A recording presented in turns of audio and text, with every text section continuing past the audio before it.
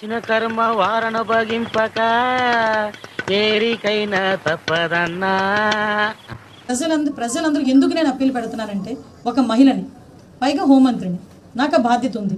నిన్నో మొన్నో వచ్చి ఒక మాట్లాడతాడు.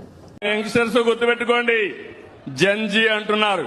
నేనే అందరికంటే పెద్ద జంజీని ఎప్పుడో రెవల్యూషన్ గా ఆలోచిస్తాను. నా దగ్గర జంజీస్ అందరూ నాయన ఖాతలే ఉన్నారు అని. ఆయన దగ్గర ఉన్నది జంజీస్ కాదండి, గాంజా బ్యాచ్ అండి ఆయన వెనకాతలు ఉన్నది. ఎందుకు నేను ఈ మాట అంటున్నానంటే, ఎస్ మా తరం కానీ, మా నెక్స్ట్ తరం కానీ, ఆ నెక్స్ట్ తరం ఇప్పుడు మా పిల్లల తరం కానీ జంజీస్ జనాల్ఫాస్ వాళ్ళకంటే ఒక చిన్న క్లారిటీ అయినా ఉంది. 6గురికి ఫస్ట్ మొదట టెస్ట్ చేసినప్పుడు 5గురికి వచ్చింది. మరి ప్రొసీజర్ ప్రకారంగా మళ్ళీ ఫర్దర్గా బ్లడ్ టెస్ట్ చేస్తే అందులో ఒక వ్యక్తికి దొరికింది. అతను పుట్ట మహేష్ కుమార్ యాదవ్ అని తర్వాత తెలిసింది మాకు.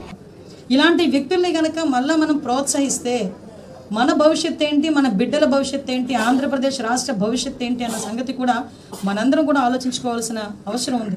ఖతం, bye bye, tata, good boy, Gaya.